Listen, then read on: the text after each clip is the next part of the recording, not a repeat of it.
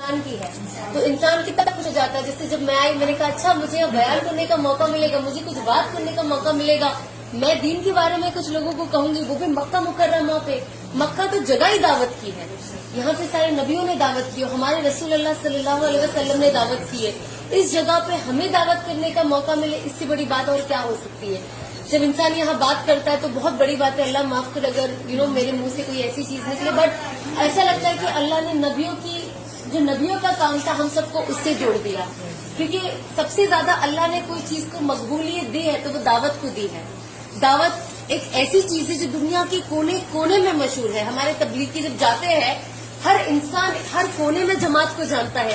ایسے ایسے ملکوں میں جاتے ہیں جہاں پہ لینگویج کا اتنا بڑا بیریئر ہے, جہاں پہ ان جنرل بات کرنا کتنا مشکل ہو جاتا ہے, لیکن اللہ نے جماعت کو وہاں پہنچایا ہے, دعوت کو وہاں پہنچایا ہے. تو اس سے ہمیں پتا چلتا ہے کہ دعوت اللہ کی سب سے پسندیدہ چیز ہے, اللہ اسے قیامت تک چلائے گا.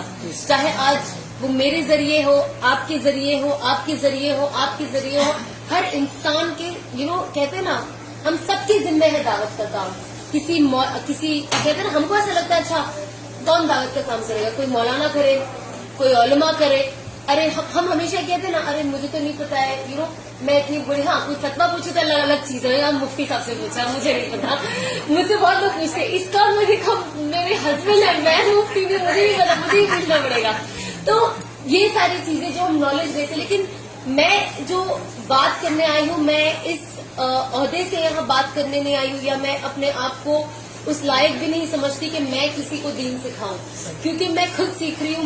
میں آپ سے بھی بہت, آپ لوگ تو ماشاءاللہ سے اتنے سال سے, وہ کہتے ہیں نا بڑی منہ چھوٹا منہ بڑی بات, چھوٹا منہ بڑی بات ہو جاتی ہے کہ میں آپ لوگوں کو بتاؤں.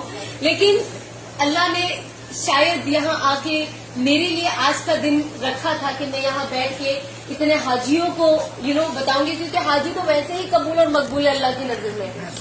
اب وہاں پہ ان کے ساتھ آپ دعوت کا کام کرو تو کتنی بڑی بات ہو جاتی کہ آپ آئے, آج ہم سب یہاں جمع ہوئے صرف اور صرف اللہ کی جو نسبت ہے ہماری وہ صرف دین کی ہے, وہ اللہ کی ہے, وہ اسلام کی ہے, اور کوئی یہاں پہ کسی سے کوئی غرض نہیں ہے. ہم سب یہاں پہ جب آتے ہیں, ہم حج عمرہ کرتے ہیں, ہمارا پورا ذہن ہوتا ہے کہ ہم یہ کریں, پھر ہمیں کوئی سمجھ میں نہیں آتا ہے نا.